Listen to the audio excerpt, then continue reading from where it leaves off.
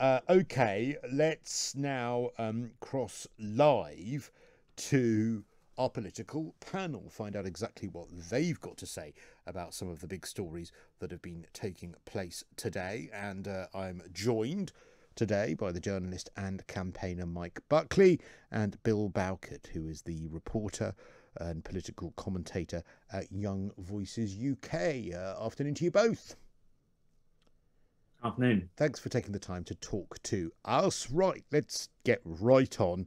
The Omicron latest. We crossed live to South Africa earlier. The editor at Eyewitness News, since the beginning of November in South Africa, there have been 3 deaths from Omicron, and even he is quite perplexed as to what we are doing here in the UK. The Prime Minister talking today about different tiers of restrictions potentially. Some of the newspaper outlets are already reporting that we're going to be going into some sort of restriction or lockdown on the 27th of December.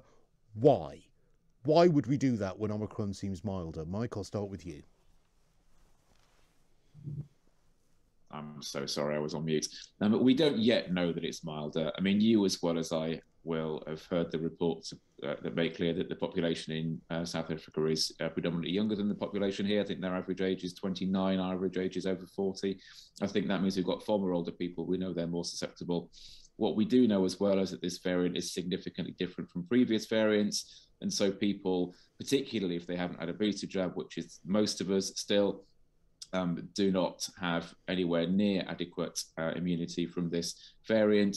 Even if it is less severe than others, that means that we're looking at huge numbers of hospitalizations and potentially huge numbers of deaths as well. We don't know that yet, but the risk is simply not worth taking. Then isn't that what should have been said by the government? We don't know yet. Keep calm, carry on, don't panic. We have 26% of people vaccinated in South Africa as compared to 90% here in the UK. You're right, there is a younger population, but there is also a population there with far less access to decent healthcare. There is a far higher prevalence in South Africa of illnesses like HIV, like TB, like heart disease due to the lack of general access to healthcare there. They've seen 3 deaths since November, at the beginning of November.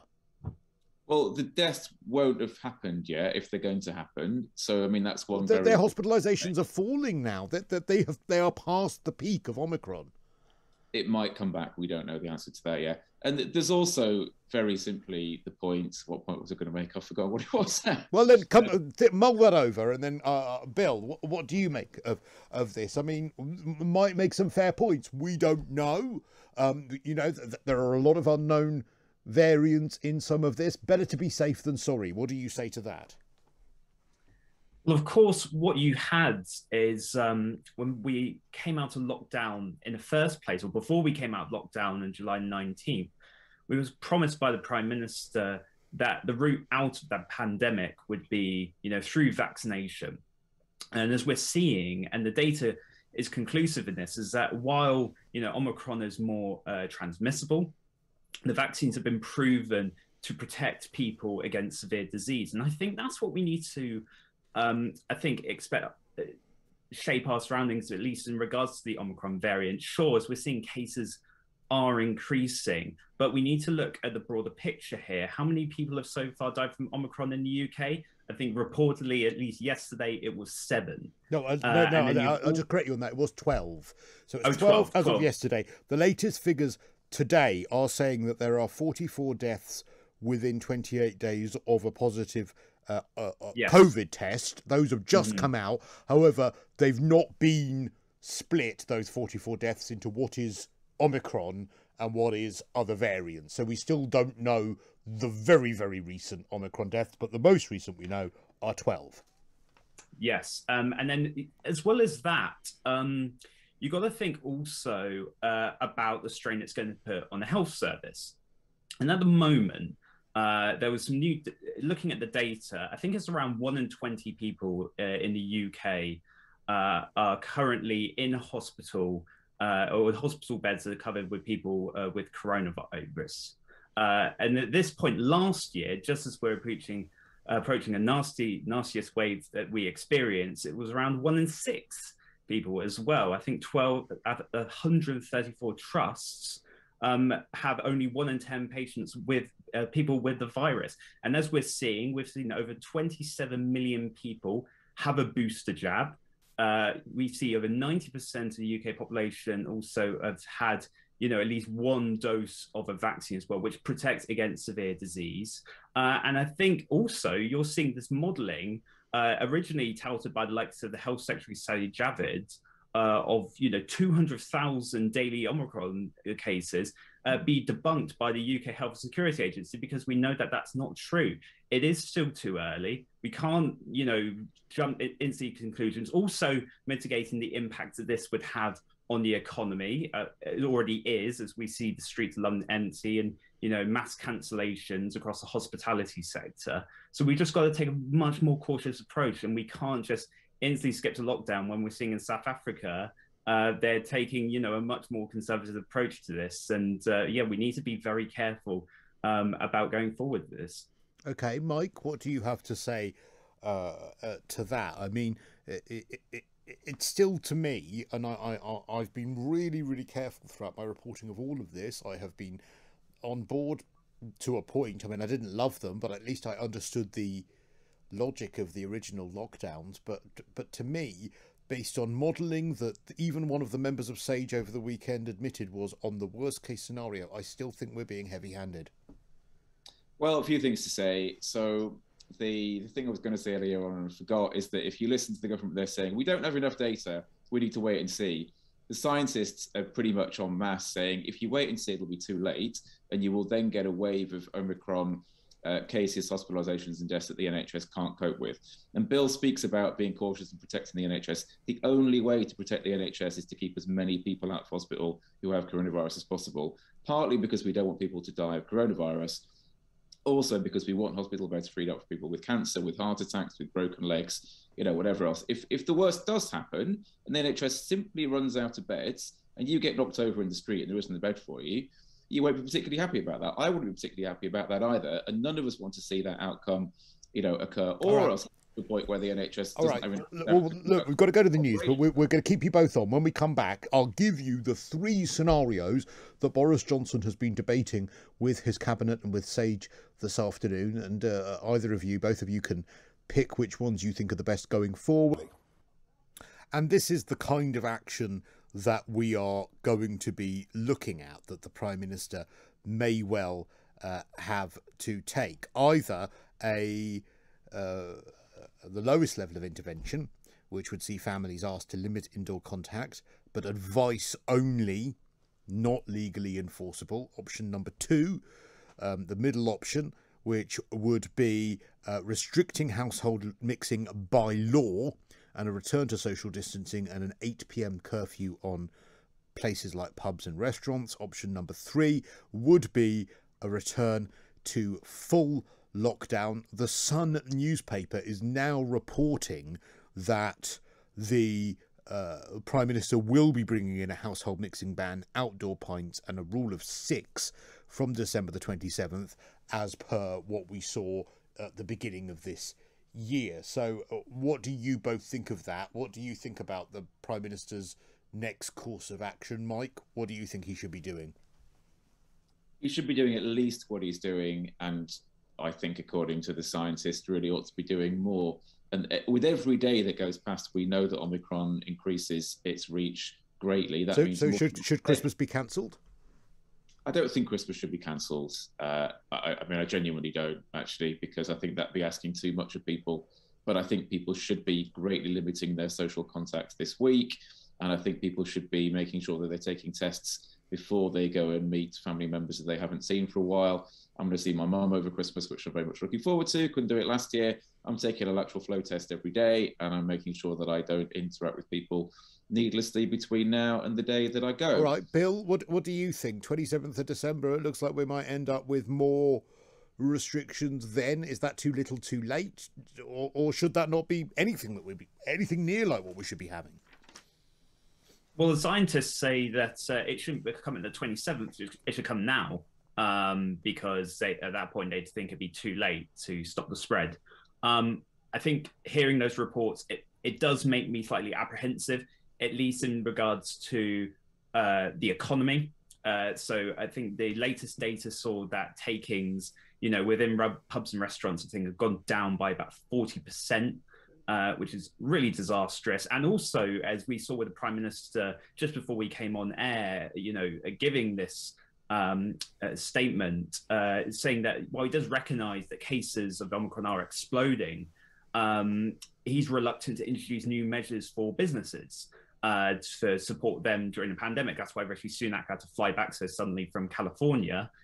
Because they're almost pleading to get through. Well, I mean, if you believe that's the reason, I mean, it might be because Liz Truss sent out a Christmas card making her look very prime ministerial and he wants to secure his position. But Bill, nail your colours to the mast. Should there be a lockdown? Should there be advice to socially distance? Should there be actual legal restrictions on people being in together in the same room indoors? What do you think? I don't think there should be new restrictions because the Prime Minister's already passed this Plan B, which, enforces mandatory face coverings and also coronavirus passports. And I think, as Mike referred to, I think the Prime Minister and also Chris Whitty have been telling people to just take a bit more personal responsibility, to take more tests. And I think we've been recognising that. I think I've been to several work dues and they've all advised, please take a test before you come over. We don't want to risk, spreading the virus even further. And we're seeing it with the vaccine as well. 27 million people have already gone and have their third jab as well. And also to limit socialization as well. We're seeing that in London. I think in most evenings when we're out in the city streets, we see it's just much more quieter than usual at this time of the year. So I can't really see any more measures. And even if Prime Minister did try to, the difficulty for him is, would it even pass in House of Commons, given the mass rebellion that we saw? And I don't actually believe that people would follow it in any way, shape, or form, anywhere near how they did last year, because of the fact that we've now seen that Downing Street were holding parties, were having Christmas parties that they denied happening, which then they said were within the rules. Then they appointed someone to investigate the Christmas parties, which they originally said weren't happening, and the person who was investigating it turned out to be at one of the parties that they said hadn't happened, but still followed the rules. Now we've seen a photo of them all socialising in the garden of Downing Street. Now, this comes in the backdrop of the Conservatives losing North Shropshire. It comes in the backdrop of Lord Frost, quitting the cabinet because citing COVID restrictions, but also the direction of travel of a decidedly unconservative Conservative Party. I'll start with you, Bill. Are Boris's days numbered, or will Teflon Boris see this out once again? The thing is that Tory MPs are actually willing to give him, multiple chances because he's going for a difficult time. And ultimately, we are seeing that actually Boris is delivering when it comes to the manifesto promises. We saw there was a report today from the Institute for Government, and he's already delivered on half of his manifesto promises. The problem, though, is really going forward. I think that if we were to have a marker of a time when we could maybe start to see the actual demise, would be spring, because in spring you've got the local elections, which will be happening in May, and he'll likely lose several, 100 councillors, I think we can all safely predict. And we're going to see more of these letters building up from the 1922 committee if he fails to get a grip on the party. People are becoming tired, the electorate are becoming tired. They're now behind Labour consistently in various opinion polls. The public also think he's a serial liar as well. We had a poll today from Survation saying that 2/3 of the public think that he's dishonest. And then within the Conservative membership, he's widely unpopular as well. He's the second most unpopular cabinet minister. So I really can't see how he survived. And we've seen it before with other prime ministers. There's always an integral moment where we start to see, the beginning of the end. We saw it with Thatcher over the poll tax. We saw it with Blair of Iraq, Brown with a recession. And I think what we're having at the moment with Omicron, the Downing Street parties, and also the other rows over issues like sleaze and policy delivery. I don't know whether gambler Teflon Boris is able to last much longer beyond perhaps the next 6-7 months. I mean, Mike, what do you think? I presume you're going to think much the same, or do you think he might? I mean, he's got this very amazing skill, isn't he? Of seemingly nothing quite sticks to him, especially the proverbial. Well, it always runs out, doesn't it? I mean, if you remember in the early 2000s, Tony Blair was Teflon Tony and nothing stuck to him. You know, whatever happened, he just waved it off, and then it lasted until it didn't last anymore. But I'll just comment on the Christmas parties that you mentioned, and I think they're relevant to this conversation and to whether people see this government as fit for purpose, which it clearly isn't. But I don't think they're very relevant to whether people would obey restrictions or not, because people know that if they don't obey restrictions, it doesn't hurt the Prime Minister or the Cabinet, who carry on regardless. All it means is they're more likely to get sick and their family members are more likely. No, I disagree. I think people think, well, actually, if it's not... firstly, I've had lots of tweets today saying, look, doesn't this prove that COVID isn't that bad? Genuinely, I've had quite a few tweets in reaction to a video I put out being absolutely scathing about the Downing Street parties, number one. And sorry, I don't see how anyone could be expected to restrict their lives, not go to work or do anything like that when they didn't. Those people in authority didn't. I think it's a really big ask of people. It is a big ask, but it isn't about whether they do or whether they don't. It's whether, do I believe this is in my interest in the general well-being of society? And yes, I do. And actually, because we've seen through the whole of this pandemic, lots of people saying, oh, the public won't wear it, they won't do a lockdown, they won't stay at home, they won't not see their friends, they won't not go to the pub. And when it comes to it, the vast majority of the public have played ball because we have a sense of collective responsibility. And people who think, well, yeah, maybe I won't get very sick, they stay at home anyway, or they don't socialise anyway, because they think, well, I do care about the people who live next door, and I care about my mum, and I care about the people I work with. But do you think that's still sticking out? Do you think that's still the case? I mean, I do. I think the British public have been phenomenal. However, bearing in mind where we are with, I think I see more on Twitter. Maybe Twitter is just not really how life is. Maybe out beyond Twitter, it's not really the case. But I do see more people now saying, actually, you know what?